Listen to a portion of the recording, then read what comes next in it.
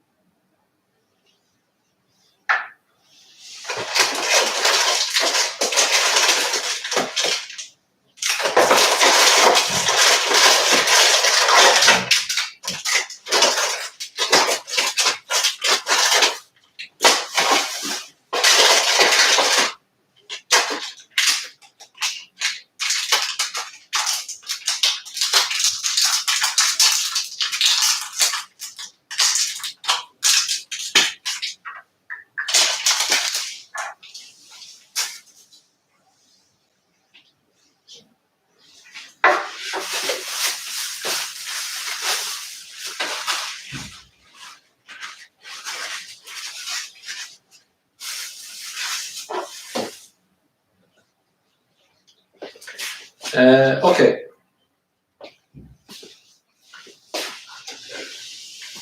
So I don't want to teach that much today because I actually taught a lot of material yesterday.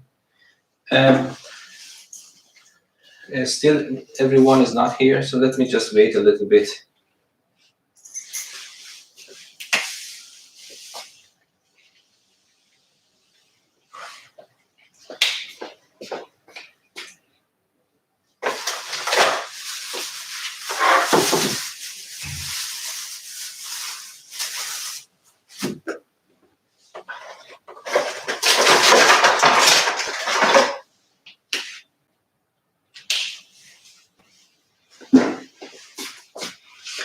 Okay, now I think we can start. So still, I want to talk about quadratic equation.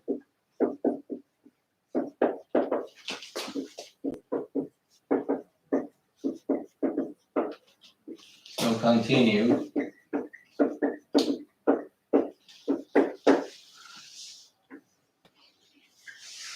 Okay, so we learned how to solve quadratic equations using, for example, ABC formula or PQ formula. But now today we want to learn a little bit about the equations which are not exactly quadratic, but if you are smart enough, you can reduce that equation into a quadratic equation, solve that equation, and then using that information, you can find your original unknown. Let me just tell you something about that. For example, of course, there are many, many different methods, but I just will go around what is written in your book, okay? And I will not teach that much. Let me just write one equation here for you without teaching anything at all. I want to hear your idea about what do you think about I should solve the problem, in which method I should solve the problem, okay? So let me write one example on the board. Assume that I give you this equation, x to the 3 plus 5x squared plus 6x equals to 0, okay? If I ask you what is the degree of this equation, you will tell me that, okay, because the unknown in this equation is x, and the highest exponent of the unknown is 3, so this is a third degree equation, okay? And then you might say that, okay, how can I solve that? Because we don't know how to solve a third degree equation. Of course, you are right, we haven't talked about that systematically, but there are some special cases that you really don't need any much more knowledge than quadratic equation and what you have learned so far, okay?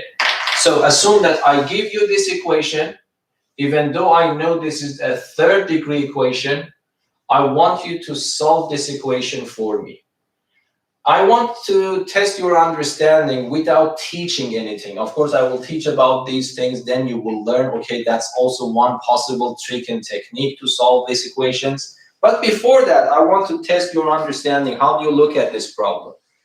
Can you propose any way that I can solve this equation? Complete the square method? Complete the square method, I don't see any way for it. I don't know, might be... Can you pull out x and then solve it within the parentheses? Cancel of the x, there is a downside for canceling, even though I would say that it is very close to the real solution. But if I heard you correctly, you said that I cancel an x from both sides, then of course it becomes a second degree equation. But what do you... No, I said you pull out the x. Ah, okay, so that's the correct, yeah, that's the correct solution. So I pull out an x, okay, and then it becomes x squared, it becomes 5x, and then this becomes 6. On the right-hand side, I have equal to 0. And then I hope that you remember that there is a specific role for number 0 in these cases. So we called it, I don't know, is this a universal name for it? But anyway, I called it the zero product rule. So this means that if I have the product of two numbers equal to 0, only 0, then either the first number or the second number has to be equal to 0, or of course both. Yes. So this means that by writing this in this factorized form, I can do what? I can say that, okay, now from here, I can conclude either the first one is 0 or the second one is 0. Yes? But if the first one is 0, I am done. I am looking for possible values of x. I found one of them, so that's actually an answer for me. And if you want, you can check it. Plug 0 everywhere instead of x, immediately you realize that the left-hand side becomes equal to the right-hand side. And then this problem, hopefully, if you are following my lessons, this is not an obstacle anymore for you, because now here you can use a diversity of methods. You can use the squaring, completing the square method, or you can use ABC formula, or you can use PQ formula. Okay? And of course, there is also another way to solve that, but in your book, they haven't talked about it, so let us ignore that. And that is how to factorize this. It's not hard to factorize. It might be, if you have time, we can talk a little bit about that later. But so you know 3 methods, more or less all of them are equivalent. ABC formula, if you remember, PQ formula, both of them, I derived both of them from the idea of completing the square. So I would say that at the end of the day, there is only one single way of solving a quadratic equation, and that is the completing the square method. But to do it over and over again, it might be boring, so we reduced that. We reduced it to a formula, either PQ formula or ABC formula, and we want to solve the problem. Okay, so I can start solving this problem now. So for example, here I calculate delta. Delta is b squared minus 4ac. Even though in this problem you can immediately use PQ formula, because do you remember PQ formula, this has to be 1, which is already 1 in this problem. So you can use it if you want to.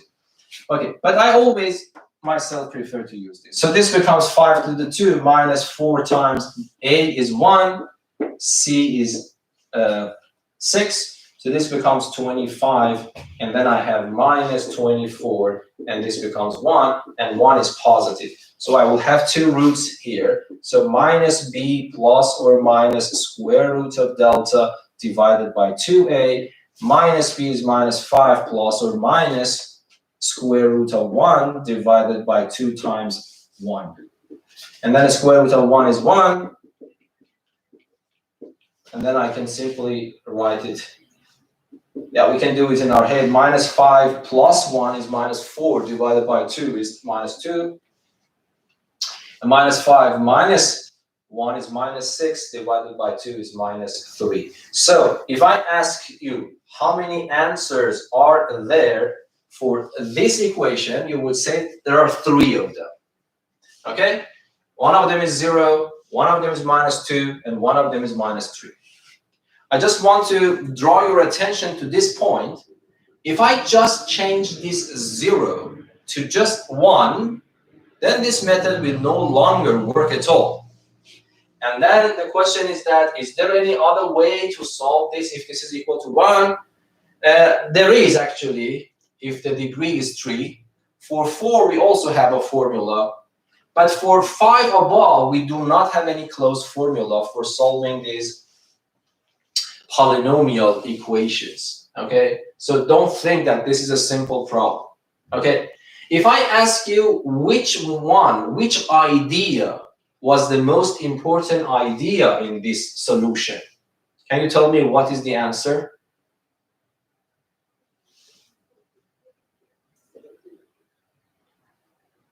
Maybe factor of the x. Exactly. So the main thing which helps us to solve this problem is factorization. So you see that immediately I can say factorization is a very important tool in our hands. Unfortunately, factorization is not that simple to master for all tricks and techniques. But of course, computers are very good in factorizing these things for me. So this is why they calculate these roots very easily. One thing that I want to mention, so for example, if I write something like this on the board, let me give you, I don't know, a 5th degree equation right here.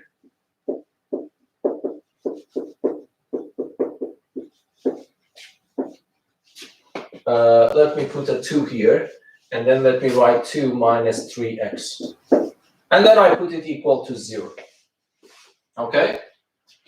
So even though, if I ask you, by the way, what is the degree of this equation at the end? What is your guess about the degree of this equation? Because in principle, the degree, it means that you need to expand it out, simplify everything, and look at the highest exponent that appears in that equation. But I think you really don't need to start multiplying to understand might be the highest power is what. Yes, you can immediately answer this question. What do you think? But assume that I multiply this, I spend some time on it and I expand it. What it would be the highest power that appears for x after all these multiplications are done? 5. So it's 5, exactly. So if I ask you, because 1x comes from here, if this 2x is multiplied by that 3x, it becomes 6x squared. 6x squared multiplied by that one will give me minus 18x cubed. And minus 18x cubed multiplied by that, finally, I will have a term like this. Okay? But any other term will have lower lower exponents for x. So it means that the highest power that will appear is actually x to the 5. So if I ask you what equation is this, you would say this is a quintic equation, yes? Means an equation of degree 5. But this is not one of those hard ones because you immediately can solve this problem for me, even though it's a 5th degree equation. So be careful. If these sort of questions are asked from you in the exam and the problems in the book, it means that either they are already in factorized form and on the right-hand side you have 0, or it can be simply factorized at the level of your lesson. Because might be, if I change these numbers to different numbers, if I change this 0 to different numbers, if you know a little bit more techniques for factoring polynomials, it might be possible for you to factorize it.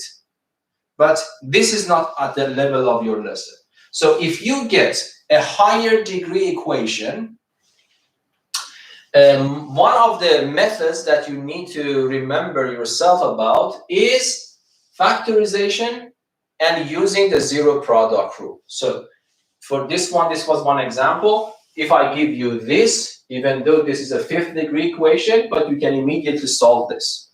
And then if I ask you, what is this? You would say this is one number, second number, and the third and the fourth number. They have been multiplied together, and the answer is supposed to be 0. So it means that at least one of these factors has to be equal to 0. So it means that I write this if I want to solve it. Either the first one is 0, so let me write, or the second one is 0, or the third one is 0, or the final one is 0.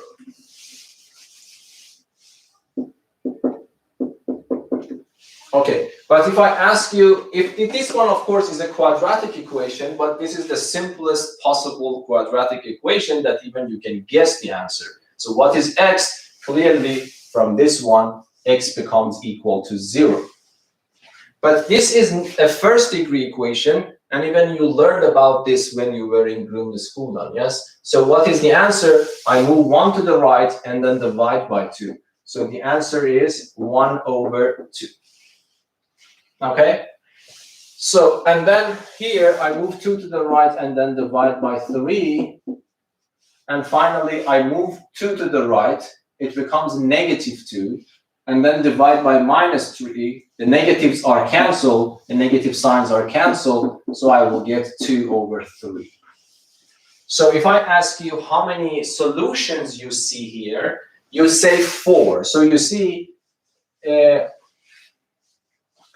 degree of the equation was 5, but I got only 4 answers. So there is a theorem, I just want you to know about that. That's called fundamental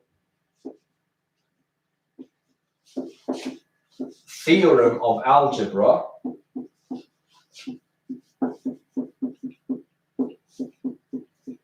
The content of this theorem is very simple, and it has been proven for the first time by the king of mathematics. He's called Carl Friedrich.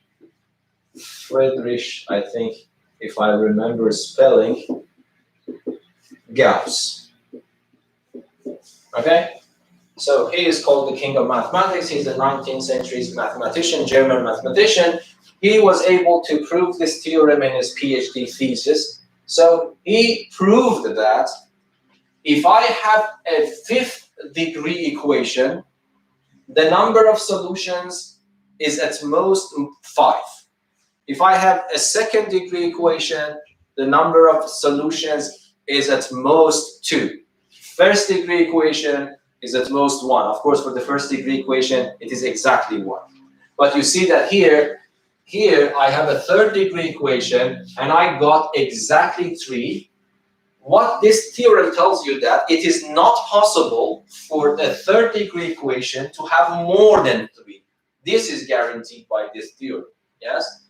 But it doesn't guarantee that that is exactly 3 or exactly equal to the degree of the equation.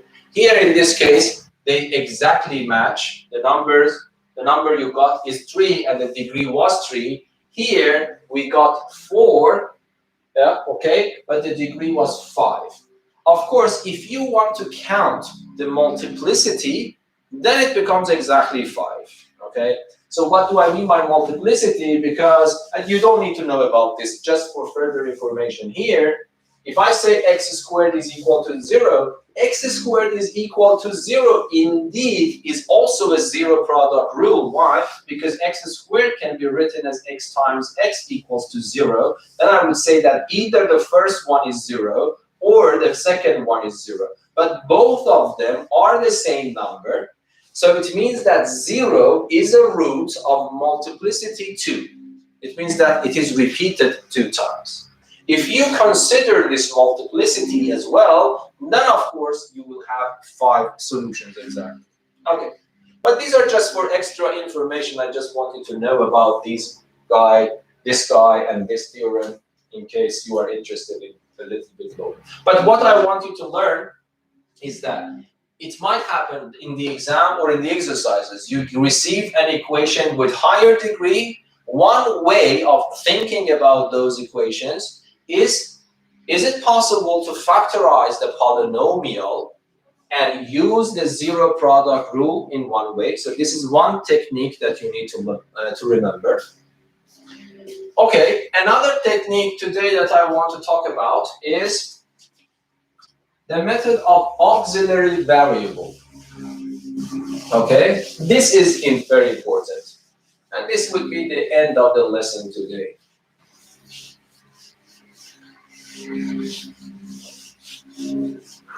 Okay, so before telling you the method, let us motivate you a little bit here. So assume that I give you this equation, x to the 4, and then I would write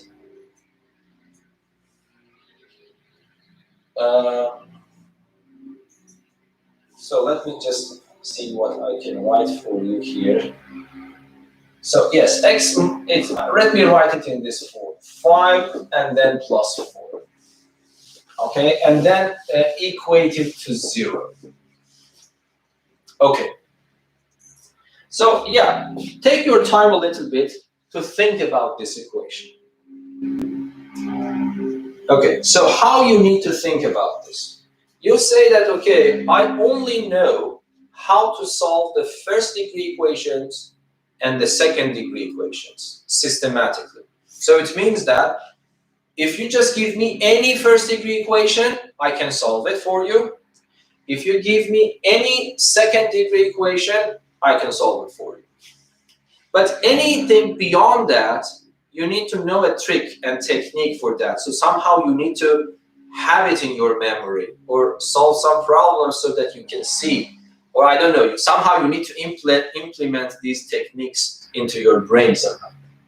Okay, the first thing that you say to yourself, you say that, okay, this is the fourth degree equation.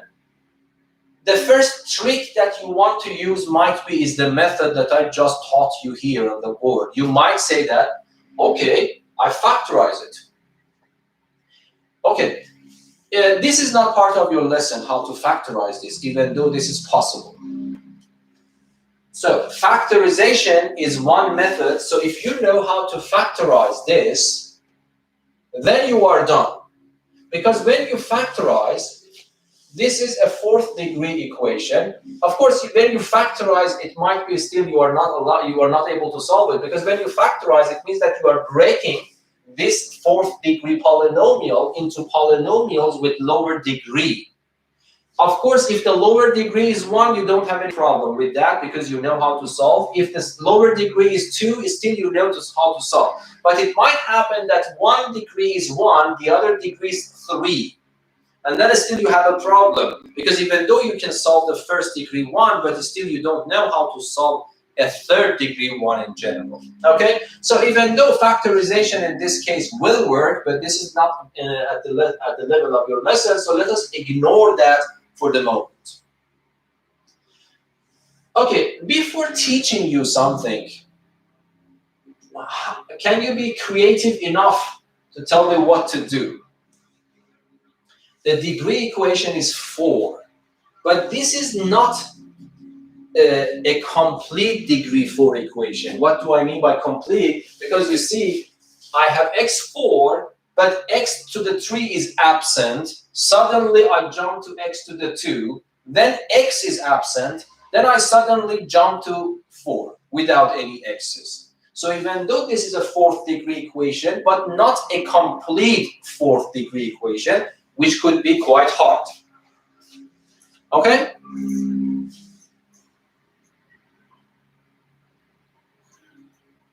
Any ideas?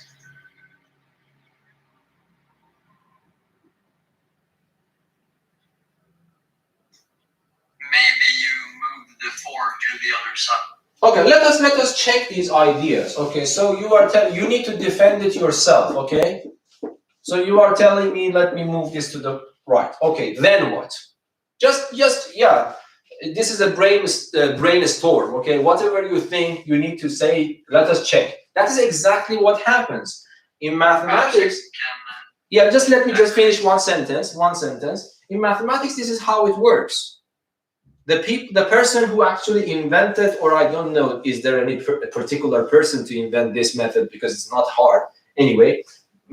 So I mean, if you confront a new problem, you need to do some trial and error. Okay, this method is not working. Let us be more smarter, discover another pattern. So this is why brainstorm is not just helpful for writing an essay, it's also good when you want to solve math problems. Okay, so Gustav told me that I move -4 to the right. Okay, then what?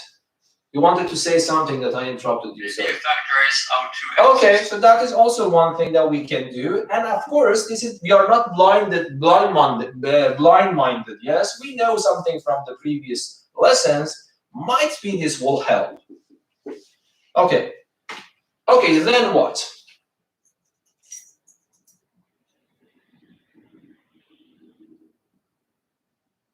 At least it is very good that you are silent. Yes?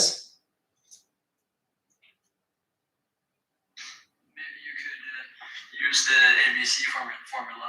No, but so why? How can I use ABC formula here? You mean in this step, or just cross it over and go back again? Wait, here? No, this is a squaring pattern. Here?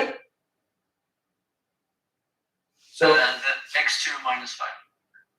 So x2 minus 5 is not a squaring pattern. It is a little bit close to conjugate pattern, but it is still not conjugate pattern because I have 5. 5 is not a complete square. Right. Yeah.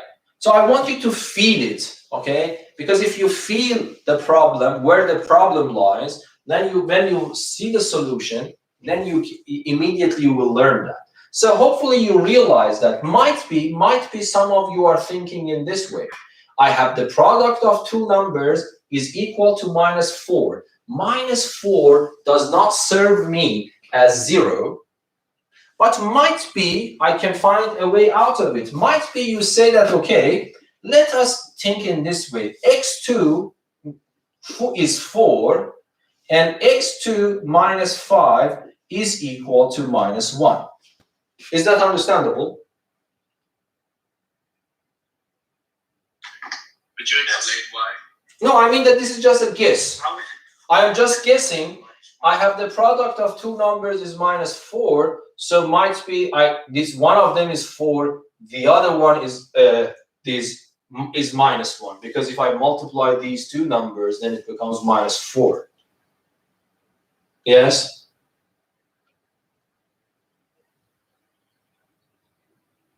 Okay, so is it working? So let us take the x. X is equal to plus or -2.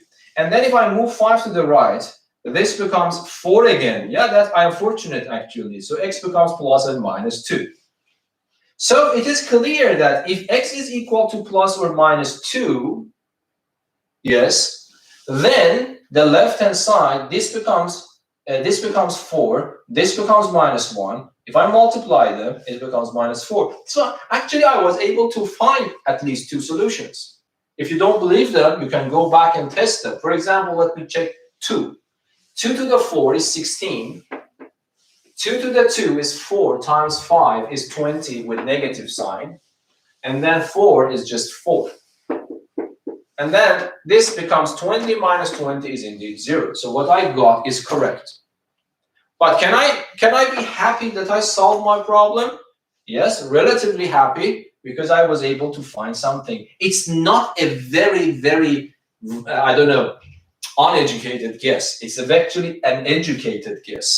So I didn't know about this solution. So Gustav told me, so I am just giving energy to this solution. So he told me, right, that. Then I was asking myself, okay, what can I say? If it was 0, I was done, but it is not 0. Can I think a way out of it? I have the product of two numbers. It is supposed to be -4. So I was thinking at least one might be one of them is 4, the other one is -1. Of course, it is clear that this cannot be -1 because x squared is non-negative. So I would say to myself, might be, it is, I don't know, might be this is possible that this one is 4, this one is -1, and then the product becomes -4, and I got an answer, so I was lucky. But this is, first of all, I want you to understand, even though I was able to find 2 correct answers, still I am not done. Because, why? Can you tell me why I'm not done? Because you only guessed. No, guess is not very bad here. Yeah, it is, you are right. It is not a systematic way of solving. But the reason I am not, if you are a mathematician, you shouldn't be happy at this point. Why? Even if you found 2 answers. Okay, first of all, this is not a system. Pardon? And perhaps you should specify that x equals 2. No. What is my main concern? Let me just review. When I ask you solve an equation, what do I mean by that sentence? Any equation. When I give you an equation and I ask you to solve it, what? Find all possible solutions. Like a way to prove all possible solutions. So yes, I think you understand what. So I would correct it a little bit. It means find all possible solutions. I was able to find, I was lucky by this kind of guess, which is not bad, by the way, because I am following some logic behind my guess. I was able to find 2 answers. But that's not good enough. Because, first of all, if you remember this fundamental theorem, this guarantees, so this tells you that a quadruple equation has at most 4 roots. So it might happen that this 4th degree equation has 4 roots. So it means that it might happen that I am missing 2 of them. So this is not solution, because when I say solve the following equation, I don't mean find some of the answers. I mean find all the answers. In this way, I was lucky by a little bit of wise thinking, I was able to get 2 answers, but there is no guarantee that there are no other answers.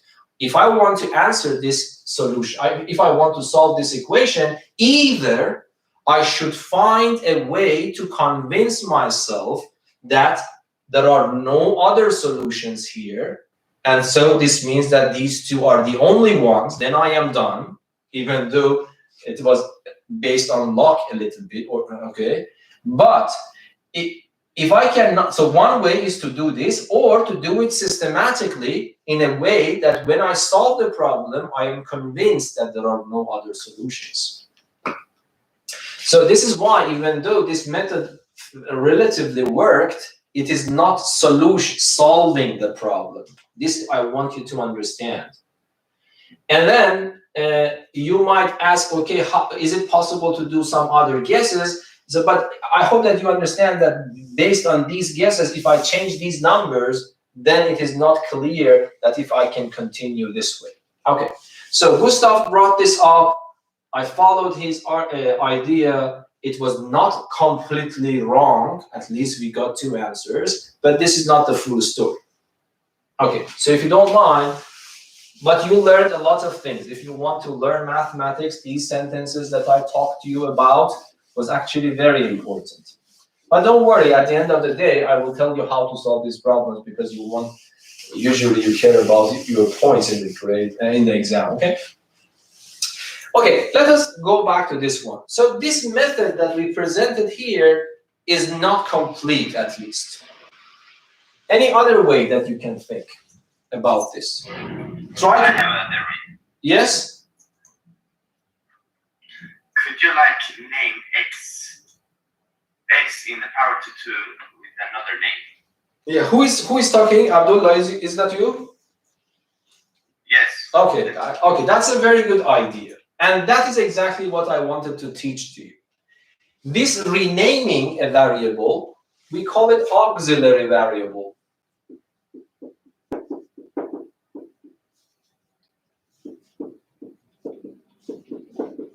Okay, so yes, hopefully my spelling is correct. Yeah, just let me double check that.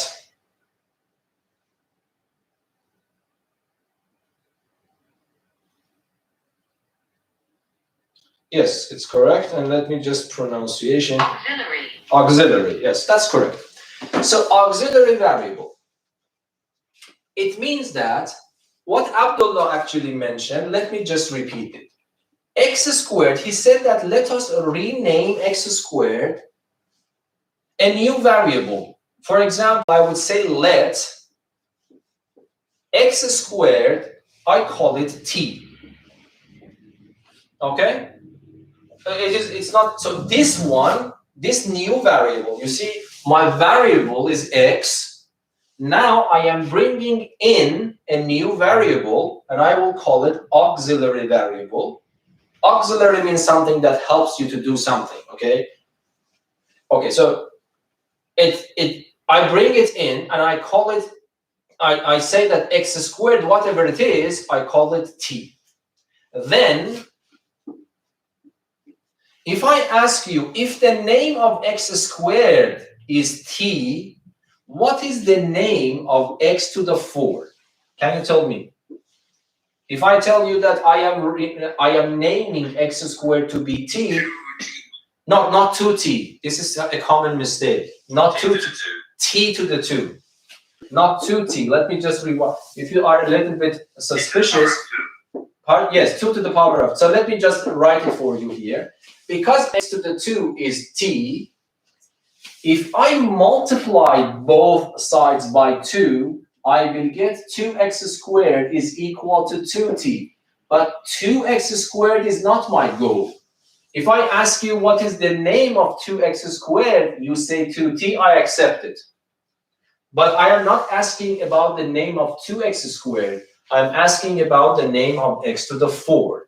So this means that I start from here and I raise both sides to power 2. Why this is good? Because now x to the 2 becomes x to the 4, becomes t squared. So this is the correct one. So if you want to solve this problem, I would start writing this in the example. Let x squared be equal to t. Then x to the 4 becomes equal to t to the 2. Therefore, what can I conclude? X to the 4 minus 5x to the 2 plus 4 equals to 0. I can rewrite the same equation, but using the new variable. Yes? So this becomes t to the 2 minus 5 times t and then plus 4 is equal to 0. Now momentarily forget about my original problem and concentrate here. Do you think that this is a hard problem now? What is this problem? This is, of course, an equation. My variable is ABC formula. But if I use ABC formula for this, do I get the value for t or do I get the value for x? This equation I am talking about. You get the value for t. Okay, but it is good because if I can get, you are right, we get the value for t. But when I found the value for t, I put it back here. And then x squared equal to that number is super simple for you to solve. For example, I don't know, assume that you get t equal to 1. I don't know. Then you put t back here, x squared is equal to 1, but immediately you can answer that x is plus or minus 1. My original goal was to find a value or values for x. That is one part of it. Okay, so let me continue. So this method of auxiliary variable is very helpful. Okay, so you need to learn it very good. So it's very important. So, okay, so now I will continue to solve this problem. I would say, let me start from scratch. You can use PQ formula here as well because this is equal to 1. Okay, but delta is equal to b squared minus 4ac. So this becomes b squared, which is minus 5 to the 2 is 25, minus 4 times a, which is 1, times c, which is 4. So this becomes 25 minus 16, which is 9, and 9 is positive. So I have two answers, but for this new equation, This equation is an auxiliary equation. It comes to my help so that I can solve my original problem. Okay, so instead of writing the formula for x, the only difference is that because the variable is now t, instead of writing x equal, I write t is equal, and then I remind myself about the formula, which is the same formula. And then I will plug these numbers in. So minus b is minus 5, which is 5, plus and minus. Now you have enough experience. Let us not waste the time. Delta is 9. I want to write the square root of delta. Square root of 9 is 3. So let us save some time. And then I have 2 times a. A is 1. 2 times 1 is just 2. So then what do I get? I get 2 solutions here. So t is equal to 5 plus 3 is 8 divided by 2. So this means that t is equal to 4. And 5 minus 3 is 2 divided by 2 is 1. So this means that t is equal to 1. But don't put these in the box and just leave, because my goal was not to find t. T was not in the problem in the first place. I brought it in, and then at the end, I will use it to find my solution to the original problem. So how should I do that? I would say that, okay, I have 2 answers for t. Not square it. A square is the wrong English word. Square root. Yeah, square root of that. So it means that you say t is equal to 4. Then what happens here?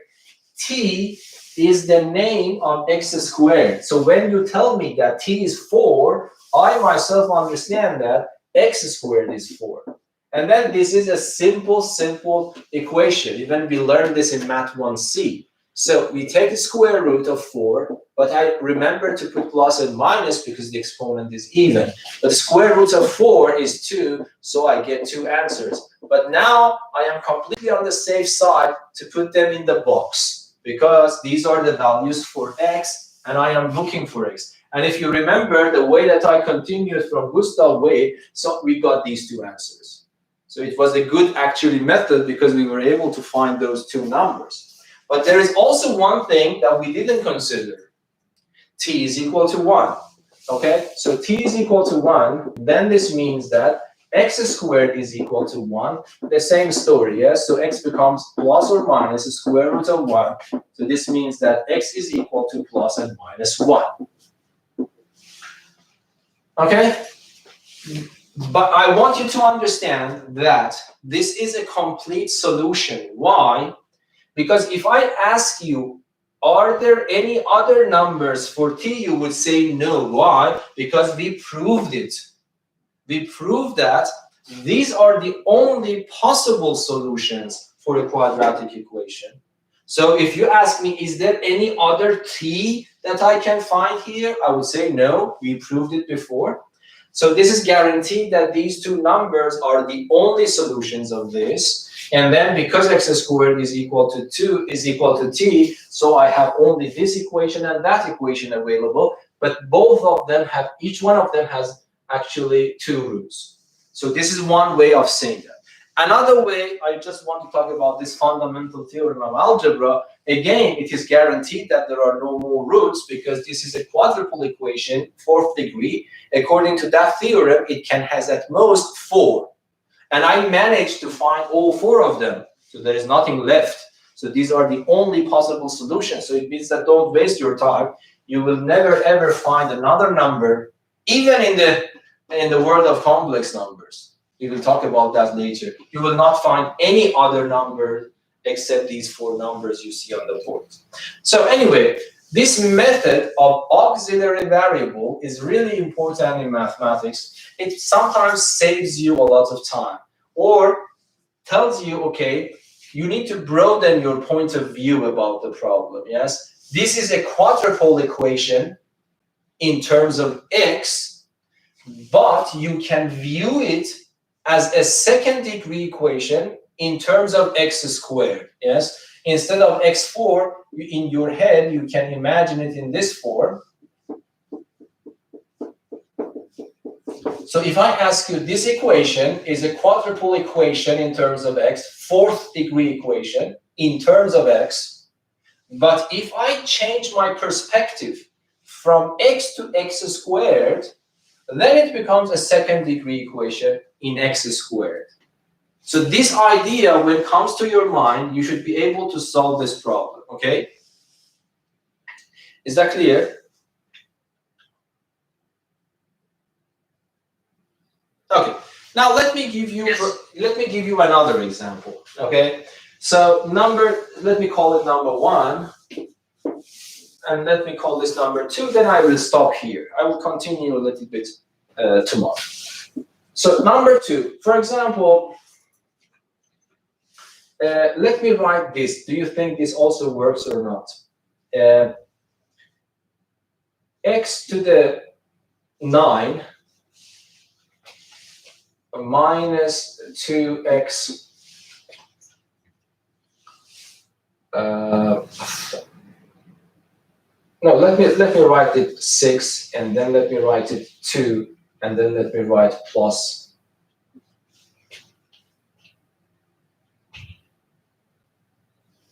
Yeah, plus 1 equals to 0.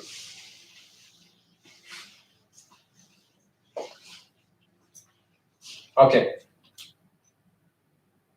Again, you need to review all these things that I told you. I am giving you a 6th degree equation. You know that in general, it is not easy to solve these equations unless I can factorize it. Of course, factorization is also not that hard here. Yes. So that was probably that's not a good way of doing it. Can you factorize it, by the way? That was not my intention when I was writing this problem. Can you see the pattern for the left-hand side here?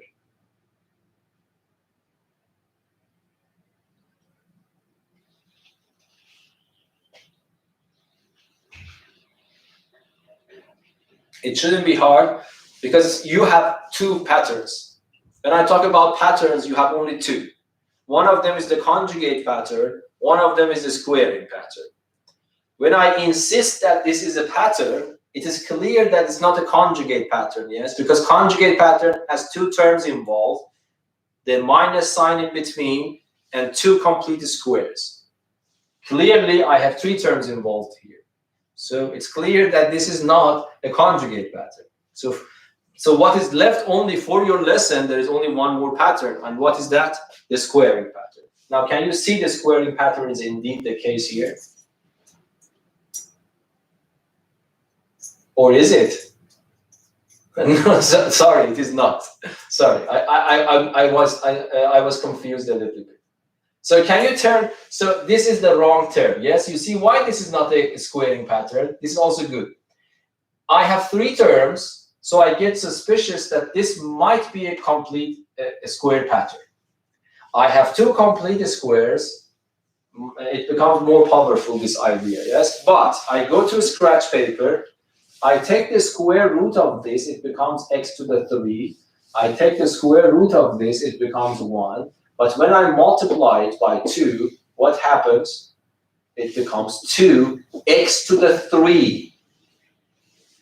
Yes? So that was my intention. So that was, I was writing it wrong. So this is to the 3. Yes. Yeah, I'm sorry. I completely messed up this problem. Okay, so let me write it again.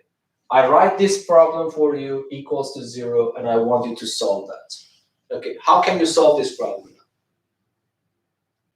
Of course, I already told you the solution, yes?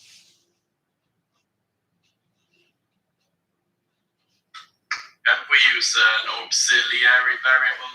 Yes, you can use the auxiliary variable, yes. For example, can you say let what? What do you want to introduce for me? X3 to be t, or Exactly. So let x to the 3 be t. Then what would be the name of x to the 6? If you tell me that t squared. T squared, yes. Therefore, I put it here. Instead of x to the 6, I write the new name for it, t squared. and then minus 2t, and then plus 1 is equal to 0. You see now that this is the squaring pattern. Of course, if you want to, you can use ABC or PQ formula. But I really want you to understand that this is a squaring pattern. Do you agree with me? If you recognize that this is a squaring pattern, your solution would be much more quicker. If you don't recognize that, you just start solving it using ABC formula, and then you will get the answer. Okay? But I want you to train your brain so that you can recognize the patterns as immediately as possible. Okay, so tell me, what is this one? If I want to collect it back, yes, it is, hopefully everyone knows about that. It's t minus 1 squared, yes? The first one to the 2, 2 times the first one times the second one is exactly the middle term, and the second one to the 2 is 1. And then it becomes equal to 0. Okay, now can you tell me what is the value for t? What is t from this equation? It's very easy. 1. Yes, that's 1. But this is not my goal. My goal was to find x. Now that I know that t is equal to 1, t is equal to 1, how? I got it. On the other hand, I know that x to the 3 is supposed to be t, and now you are telling me that t is equal to 1, so I can conclude that x to the 3 is 1. Now, if I ask you find x, what you do, you write the third root of 1. Do I need plus and minus? No. Why? Because this number is an odd number. When I have an odd number, I take the cubic root. I don't need to put plus and minus. Plus and minus comes into the game when it is an even number. So then what happens? This becomes a third root of 1, which is actually exactly 1. End of the story. You see, what was the degree of this equation? The degree was 6, but there is only one single solution, and that is x equal to 1, and we found all of them. There is only one number that you get to this one. So there's only one real number that you get as the answer here. Okay? Any questions so far? Okay.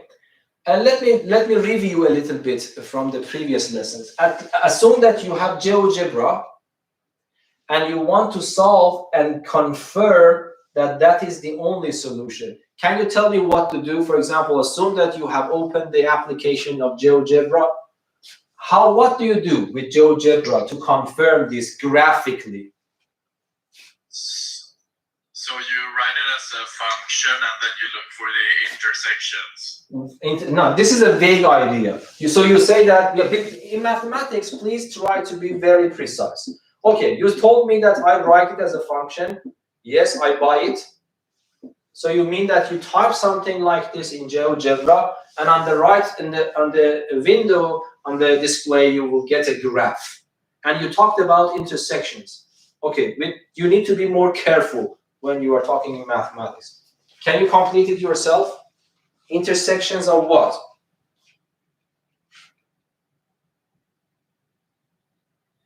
Intersection of 0. No, intersection of what with what? Yes. For example, if I want to go, you cannot tell me that go to the intersection. You need to the intersection between, for example, Odengatan and Valhallavegen or something like that. You need to tell me the intersection of what? Yes. So here you are telling me that you draw it and look at the intersections of x-axis. The intersection has two things: intersection of what with what. I'm confusing you, no? Exactly. So you need to say all of it. If you want to be mathematically precise, you would say that step number 1, I write it as a function. Step number 2, I, for example, execute this, and then GeoGebra draws a graph for me.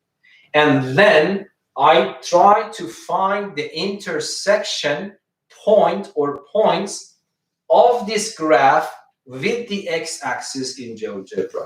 So you cannot say that I just look at the intersection points. I hope that you understand it is not complete. So that's also one good skill that you need to learn. Of course, I'm completely sure that your Rocco knew about intersection of what with what, but you need to learn to express yourself in words properly when you are doing mathematics. And even if you are writing an essay, yes, you cannot pre-assume that the person who is reading your essay exactly is in your brain, because he or she is not, probably. That's for sure. Yes. Okay. So that's completely clear. So if you want, you can check it with GeoGebra. If you draw this graph, and then you immediately see that there is only one intersection point. So that is also another confirmation on top of this analytical solution. But which one we can trust? This one is more trustable, or the one that you use by GeoGebra graphically? GeoGebra is less trustable. Which one? Graphically is less trustable. Why? Because you can't be sure that it doesn't go up again at the end. Exactly. Because your screen is a finite screen. So, of course, GeoGebra is actually intelligent. So the people who knows mathematics actually program that. So might be. But anyway, this is more trustable. This is the real mathematical solution, because even if you see one intersection point, there is no guarantee that if I move to the right or to the left, I do not detect any other intersection points. So this is guaranteed that don't waste the time. Even if you go to the right or to the left millions of kilometers, you will not find any new one. This is the only one. And that is the power of mathematics, okay? It is guaranteed. Don't waste your time. You will not find something. It's very powerful. In no branches of science, we have this certainty actually going on, okay? Okay, so I just wanted to tell you, just let me summarize what we did. We started with a higher degree equation, more than 2. Not all of them, of course, is at the level of your lesson. First of all, I mentioned that if you give a very complete form of a very high degree equation, more than 5, there are no closed formulas for that, okay? And Abel, actually a Norwegian mathematician, proved that, okay? So there is no closed formula that gives you all the roots of an equation in general. Of course, if I give you x to the 5 is equal to 1, immediately it is clear that x equal to 1 is the only solution, and I'm happy. Okay, but if I write a full form... What's the name of the Norwegian mathematician? Abel. I forgot. Henrik Abel, I think. Abel is the name, okay? So he showed that we cannot solve the equations higher than 5, okay? Even I don't remember exactly, it starts from 5 or higher. I think it starts from 5, greater than or equal to 5 onwards. There is no closed formula, so that if I write this equation for you, you can just, like ABC formula, just take these coefficients, put them in that equation, and then I will be given my answers. No, there are no formulas. So I'm just telling you, first of all, higher degree equations are sometimes impossible to solve exactly, but we know how to solve them numerically to any desired accuracy. Okay, because by the way, I am just giving you some examples in which the numbers are very simple numbers. Most of the equations have irrational answers, and it's not very hard to understand. So x to the 2 minus 2 is equal to 0. Yes, x to the 2 is 2, and if I ask you what is x, you would say one of them is plus, the other one is negative the square root of 2. I will never be able to give the exact value of this, yes, because that's an irrational number. Okay, so one thing is that I want you to understand as something aside, okay? Solving higher degrees equations becomes very involved and sometimes impossible. But this doesn't necessarily mean that we cannot solve any one of them. Even at the level of your math lesson, there are numerous of them that you can solve. The first example that I mentioned was an example that you can easily factorize, and the right-hand side was 0. So you could use the zero product rule. That is one type of problems that you need to have in your mind.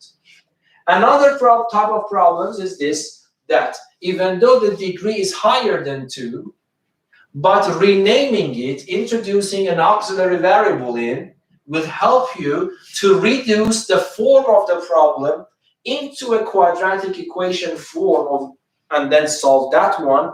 And when you found this intermediate variable, go back and put it in your definition of that variable and find your original variable. Okay? So this is the core of today's lesson. So I want to end the lesson here. That was quite a long.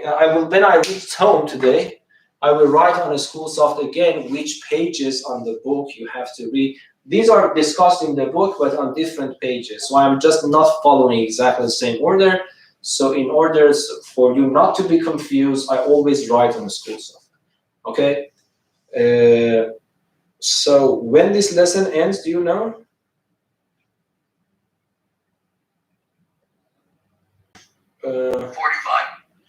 45. So we have around 10 minutes. Okay.